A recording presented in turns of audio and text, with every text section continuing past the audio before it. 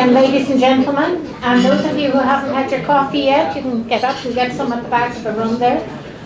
I'm Dawn Conway, I'm the chair of the Ottawa CMOS Centre, and I would like to say how delighted I am to have this joint meeting with the Canadian Association of the Club of Rome.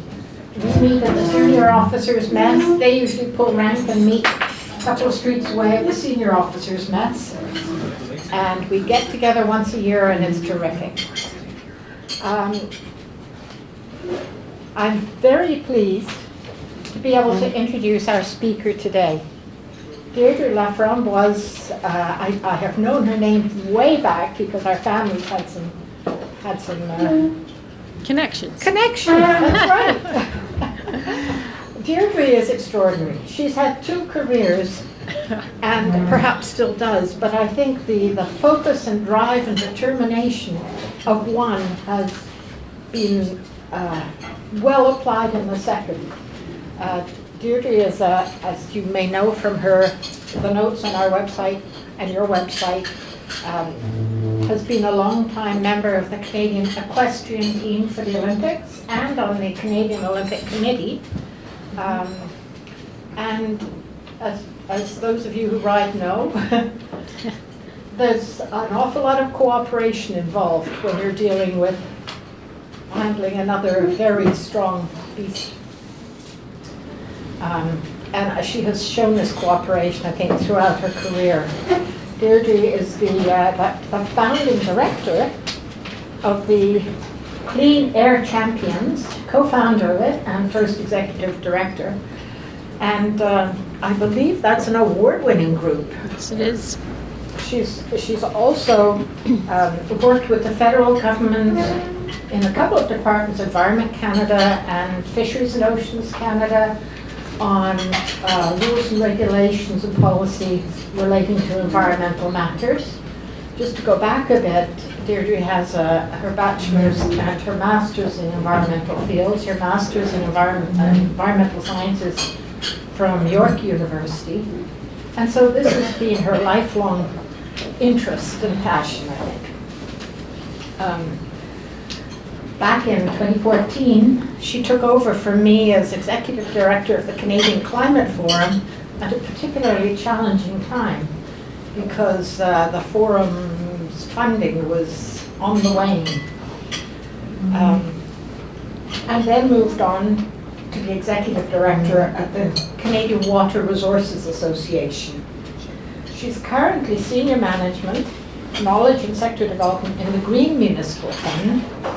And I'm delighted, particularly delighted, because the funding for that fund was initiated at the same time as the funding for the Canadian Foundation for Climate and Atmospheric Sciences, which became the Canadian Climate Forum. And the Green Municipal Fund has maintained its funding, though CFCAS or CCM were unable to do so. So I'm delighted that we have Deirdre with us today. And she will explain the Green Municipal Fund, driving innovative sustainability solutions for municipalities. So welcome, Deirdre. Thank you, Dawn, for that really lovely introduction. And what an honor it is for me to be here with some familiar faces, as Dawn said, from my Canadian Climate Forum days. And again, just thank you for inviting me. So I'm here to speak initially just an overview on, okay, let's get that going. This is the agenda for today, and I have quite a few slides. I will tell you that FCM and the Green Municipal Fund it's a complex and fascinating place to work. I've been on the outside of the FCM world and knew it well from that perspective and people that work there. Now that I'm inside, I can tell you with certainty that it is a fascinating place with a lot going on and a very high level of excellence. So to start things off, and since Easter's coming, I have a few quiz questions and a few chocolate eggs to give out. So whoever is closest on these three quick questions, you got a couple of nice caramel eggs here.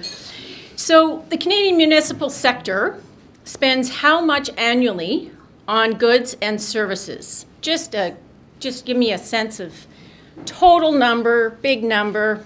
Anybody shout it out? 100 billion. 320 billion. 150 billion. Okay. It's probably more than that. Who was closest? That was 100. Next question. Which percent of public infrastructure does the municipal sector manage? What percent of public infrastructure? So roads, linear systems, waste, water. 99, 78. 23. You got it.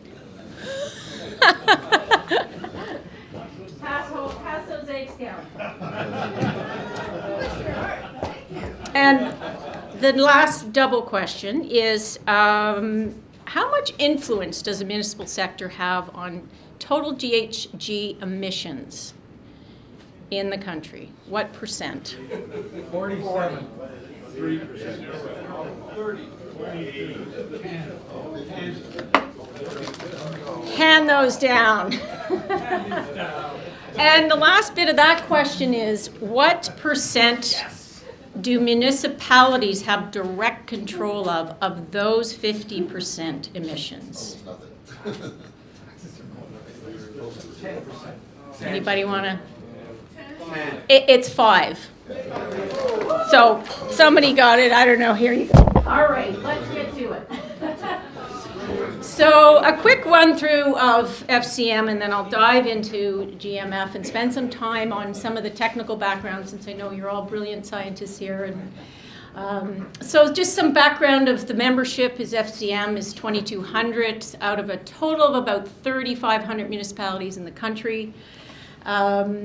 It is the one voice for municipalities, nonprofit, and you can read through some of those stats. We have 8 main programs, and 4 of those being in sustainability. There is a very large national board, all elected officials and councillors and mayors, and there is work to kind of look at another model, because it's about 70 members is a lot, but it works very well, and they have a big annual conference every year in June, and this year it's in Quebec City. So the Green Municipal Fund, where I work, is one of those 8 programs, and it's been around going on 20 years. Next year will be our anniversary. We are a permanent endowment fund, as Don said. We received funds 20 years ago from the federal government, and we are beholden to 3 federal ministries. So that's an agreement we sign every year, and there is a lot of transparency, and we're audited both by the Environment Commissioner and the Auditor General. And we report 10 times a year to a 15-member council. And that council has 5 members appointed from the federal government, 5 members from the municipal sector, and 5 at large. And there's a whole selection process and an application process with that. GMF purpose is about resiliency and innovation and enhancing the quality of air, water, and soil and land, and it's really based on a triple bottom line approach of economic, social, and environmental. And these are just some more stats on the impact over the 20 years. There's a lot that people don't know about the Green Municipal Fund, and I think there's going to be some more work in the years ahead to make sure more Canadians do know. So this is where the fund stood before March 19th, if that gives anybody a clue. Started with the 500. When Trudeau's government came in, they topped it up at 125 for 2 programs that I'll explain to you, and they're climate-focused programs. The 80 million is a combination of unspent funds and capital projects that weren't exercised, and the reason that happened in that, it's interesting, in the sense that we can reinvest that money, but there were several years with very low interest rates, so municipalities were going to provincial lending agencies and having less onerous application processes. So we kind of woke up and said, we better relook at our application processes. And so today that fund, as of March 18th, was around $705 million, and we've funded over 1,200 projects. We fund in 5 sectors, as you see. Brownfields is really going to be moving into a broader land use and a much broader community-based approach, and I'll explain that a little bit when I talk about the road mapping. So again, we do track, we have criteria and metrics, and there are definitely challenges with that across the country in different areas. Transportation presents a lot of challenges on how you track it, and GHGs. We have a team that really works hard to try to standardize that, but as you all know, in the data world, it's not easy. We have, this is an example of some of the projects that type of projects we fund. Everything has to have some impact on reducing GHGs or preventing GHGs. This probably needs to be updated a little bit because I would have electrification under the transportation side, and energy storage is another area, and circular economy. There's a lot going on in circular economy and low carbon procurement.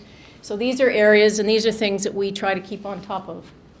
And this is how we fund. So we have plans and feasibility studies, pilot projects, and capital projects. So those capital projects are loans, and we have a finance group that negotiates the loans at very competitive market rates.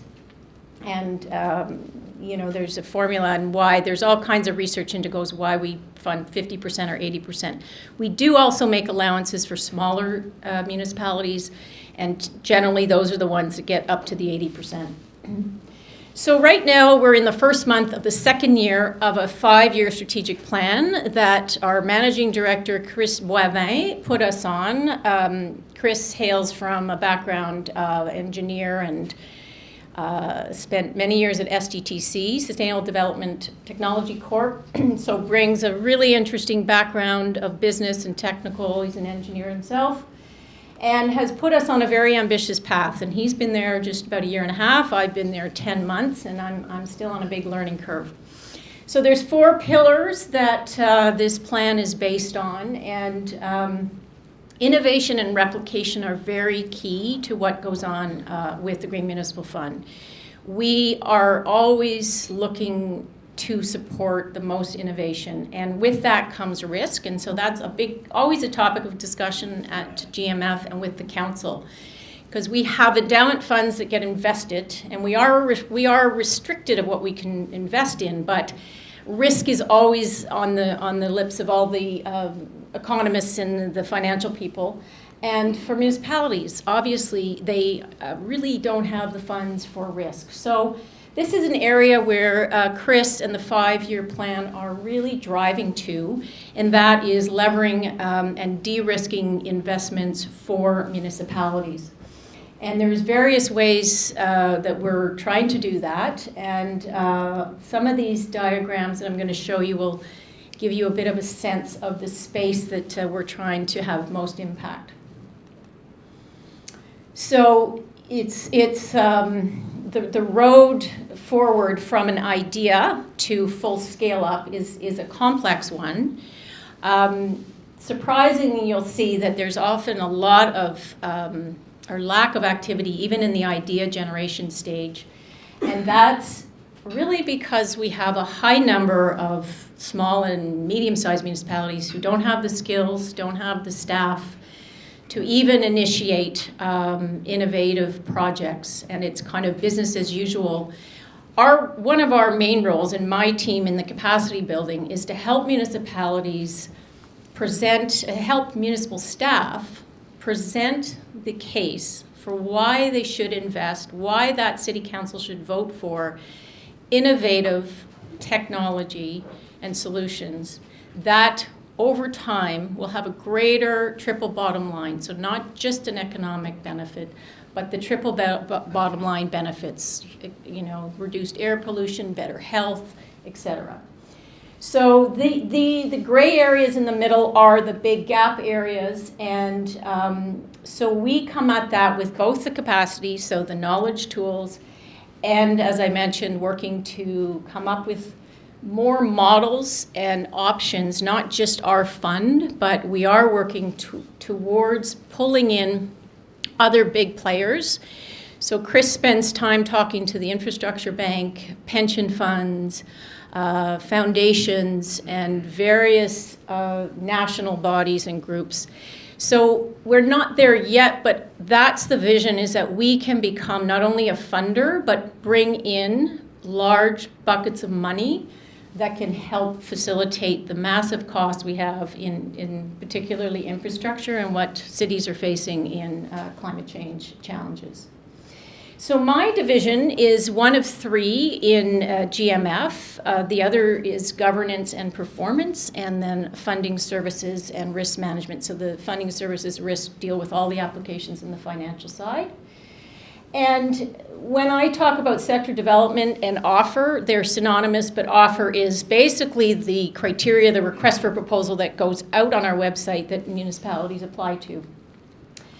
My capacity team does all kinds of things, and there's a list there. We also have a biennial conference called Sustainable Communities Conference, and the next one is in St. John's, Newfoundland in 2020.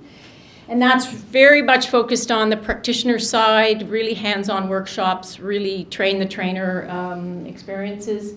We have awards. One of our awards from 2018 was a fellow named Dan Hendry in Kingston, and he worked for the city and realized that there was a real challenge with youth, high school students, not taking public transit.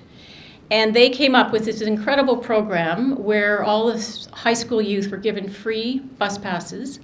But there was a whole training education program that went with it. When they got on the bus, they learned about it in their classes.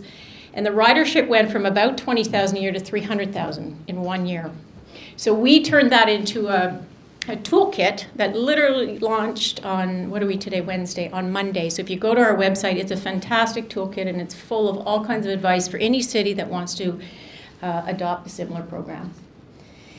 So we focus on the pre-funded projects, the funded projects we support, and basically, as we say, the early adopters. But our capacity and knowledge products are free and available to anybody, so you could join any of our webinars.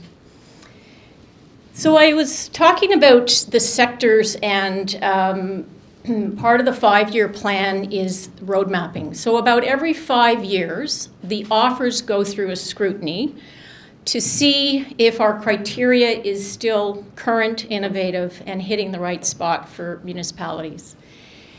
We will be doing 4 more roadmaps over the next 4 years, and we are currently 3/4 way through the energy roadmap.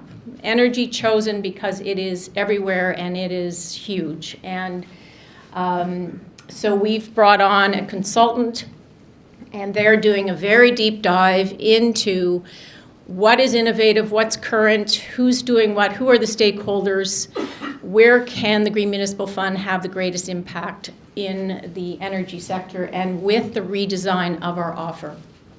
And again, it is about innovation, replication, and triple bottom line impact. I don't need to really speak to the why. I think it's fairly obvious with this crowd, but it's ever more important with federal government initiatives, the price on carbon now, pan-Canadian framework, and we could go on and on. And it really is a time of opportunity. It's, there are the naysayers out there about the cost, but when you see some of the projects that we're funding, and I will tell you about some, it's so exciting, and the paybacks can be quite, significant. There's one project in Quebec that is a biofuel from their landfills that's converted into natural gas that fuels their entire fleet, and the city makes at least $1 million a year from the excess fuel. So there are all kinds of ways that innovation and sustainability go together. There are a lot of stakeholders, and we do get approached regularly to work with many. It is a challenge for us to try to sort through that, but really we focus in on subject matter experts and, of course, the municipal world, because that is who we are accountable and that's who we serve. So these are just, in the center are the key ones involved in the road mapping, but there are many, many others that get involved in the whole process of that roadmap. And so the consultant we chose is Dunsky, very well-known, established in North America, and they approach this from the typology. So basically, as you know, with energy, there's provincial and municipal legislation that restricts some of the energy practices that can go on, like district energy heating, etc. And that's basically the approach they've taken to customize it to those regional variations. We don't go into these roadmaps lightly, so we conducted research to look at where the highest energy consumption was going on at the municipal level, and summed it up pretty well for you there, that on the right is wastewater and water treatment, and at the left is the municipal community centers and ice rinks. So that the municipal recreation centers and ice rink is where we focused the roadmap around, although the roadmap is addressing many, many things, but that's the model that we looked at to apply the roadmap. And when we get into the water and wastewater road mapping sectors, we'll be definitely going back to this research for more clarity. So again, going back to my quiz question, what do municipalities have direct control of? It's the office buildings and arenas, and so that's central to this roadmap. But the roadmap will look at all of these other areas and provide valuable information. And again, it's just focused on the energy, not the transportation, land use, and waste and water. And again, keeping an eye on what's going on out there on a national level. Just this graph showing the purple line is energy use without energy efficiency, and the lower line showing it with energy efficiency, but the absolute increase in energy use, fossil fuel burning particularly, is up and up. So our approach has to be one focused on decarbonization, and that's where we look at in our criteria. And again, just on that direct and indirect, this gives you a visual representation on just what municipalities face in trying to manage their emissions. It really is a challenge. So where our funding comes in is where we can have the most impact for their work. And buildings, don't have to, spell out the value of investing properly in innovative technologies, net zero buildings, etc. Because of the lifespan. It makes a lot of sense to spend that money up front and do it right. So this roadmap will be published in the early fall, and has a whole list of resources that will be available, a how-to guide, and some really excellent fact sheets that anybody could have access to. And this is the kind of examples of retrofits and new builds, the kind of areas that the roadmap is diving into in great detail. And there's also financing, focus on financing, which is obviously a huge challenge. And just to give you another little snapshot, we take it into the triple bottom line, so you see the health and safety side of it, and the payback. So it's really a comprehensive look, and this is the kind of information that city staff need, especially if they don't have the expertise or they don't have the skills or knowledge. And so this is the information that they can leverage and then come to the Green Municipal Fund and apply to put the project together. So the big exciting news, and if you recall, I was talking about the endowment fund pre-March 19th. On budget day, the announcement came out of another 1.01 billion for the Green Municipal Fund. So this is big, big, big news. It was top secret around the office for about 5 weeks. Not all of us knew. And, the federal government came to us and said, you guys get it done, you get it done very well, and we need this moved out fast. And fast is we have 7 years to execute on these 3 programs, all in the eco-efficiency energy space, one focused on residential. So we will then municipalities will apply to us, they will then distribute the money to homeowners to do energy efficiency programs. The second is affordable housing, which we know there isn't one of the national parties that doesn't agree that this isn't a major issue. And the third is taking an existing model that involves the private sector and a community-based approach to energy efficiency and expanding that out into 7 regional hubs focused primarily on the major urban centers. So we walked around in shock for a few days, and now we're just really diving into how to execute new programs. And there's a lot that goes with that. We've been given a year to get the house in order. We'll be doubling staff. There's just a lot that goes on with this. We also work very closely with some of the federal departments like NRCan's Office of Energy Efficiency, so where we can collaborate with them, we do.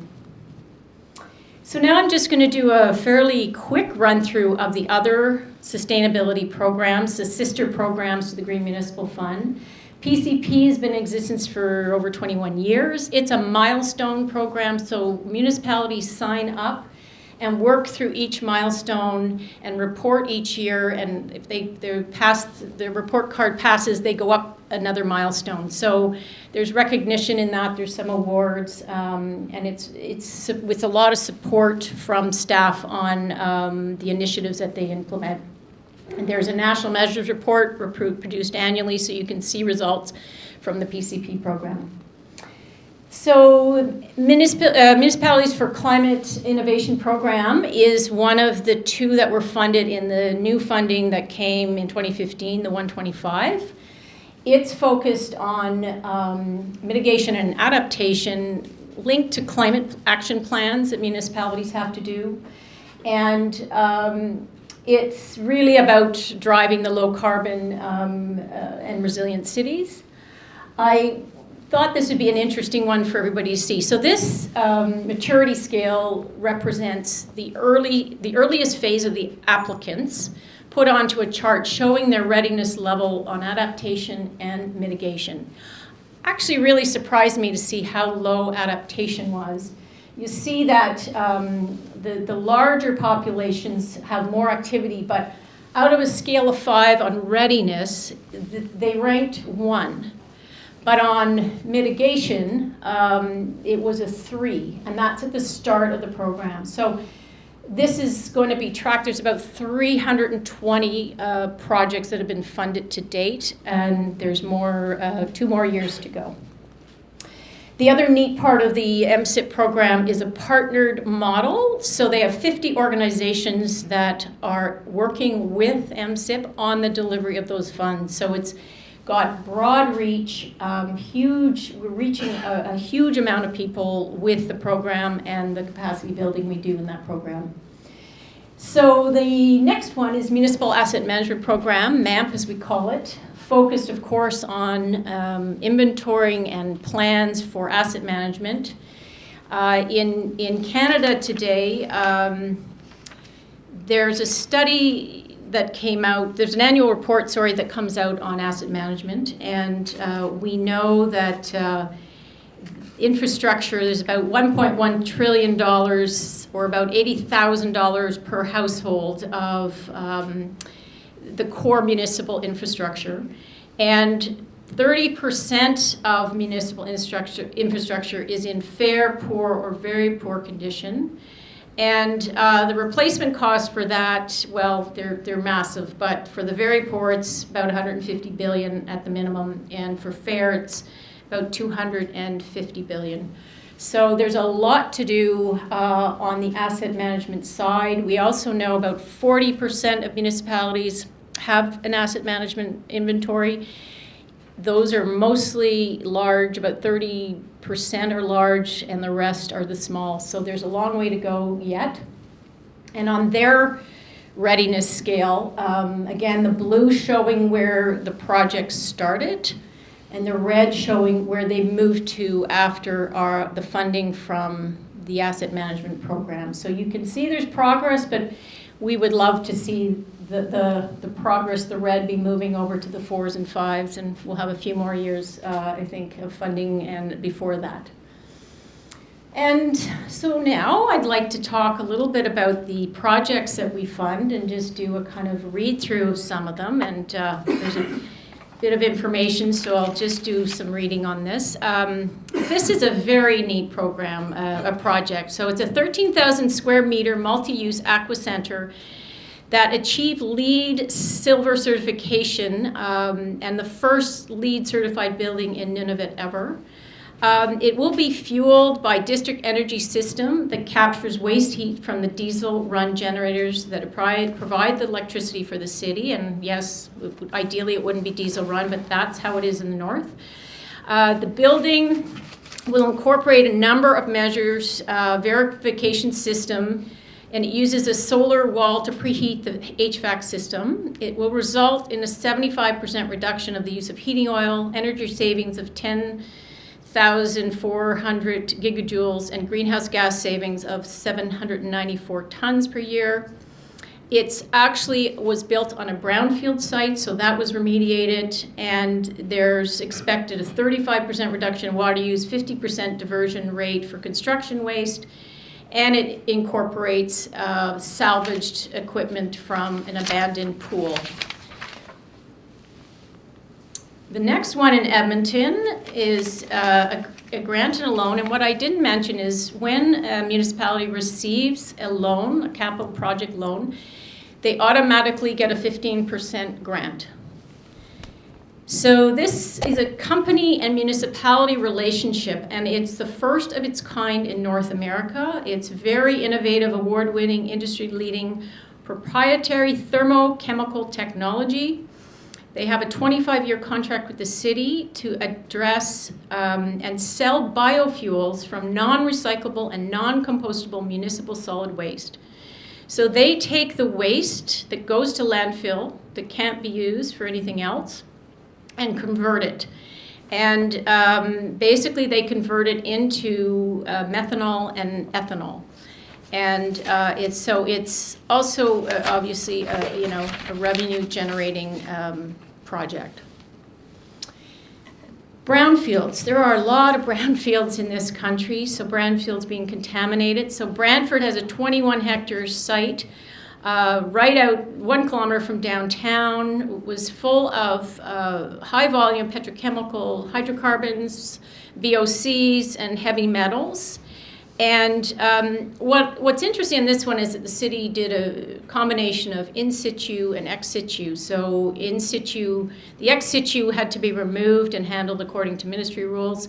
The in situ was a combination of biopiles, which I did not know about until I learned about this, but it's a remediation technique using mechanical aeration and application of minerals, nutrients, and moisture to increase aerobic microbial activity to break down contaminants. And the second technique is air sparging, or soil vapor extraction. Involves injecting air below the water table and extracting vapors from above the water table, which promotes the volatilization of contaminants and the biodegradation of petroleum hydrocarbons. And this is one of our small municipalities, Riley, Alberta, 500 citizens in Riley. And I really like this because this is the first time it was a big deal for them to apply to the GMF, and it was under the MAMP program, and they realized that they needed to do an asset management inventory, and they never had. And this really hits home. I'll just read you a quote from one of the chief administrative officer who said, "For the first time, councillors now have the current accurate data they need to make sound budgeting decisions and have the capacity to update the data and ensure it will be as relevant for future councils." So, you know, that's an example of the small cities having great benefit. I'll skip through this one. So this is an electrification program, and there's a lot more going on in that space.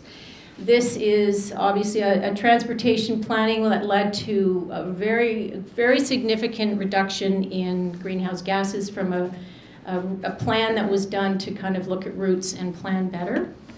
This is quite an innovative project that I'd like to share. So this project, which is a combination of $7.4 million loan and a $1 million grant in the District of Schelt, achieved a LEED Gold certification, incorporated tertiary treatment systems, and featured new type of treatment for the wastewater using something called a plant enhanced batch reactor. It's called Organica. So this replaces 2 existing old wastewater treatment plants and actually had led to savings annually of $3 million. It meets all the provincial standards for potable water use. The reclaimed water goes for parks and agriculture, irrigation, and actually has led to all kinds of co-benefits. It's moving. It started at 4,000 cubic meters per day and eventually will reach 9,000 cubic meters per day. And in the end, it's 95% reduction of suspended solids, eliminated chlorine, 38% energy reduction, and lots of other really, really great benefits. So with that is my last slide, and there's free ways to connect with us and sign up for the newsletter and find out what's going on and follow us either on any of those social media applications. And thank you. Any questions?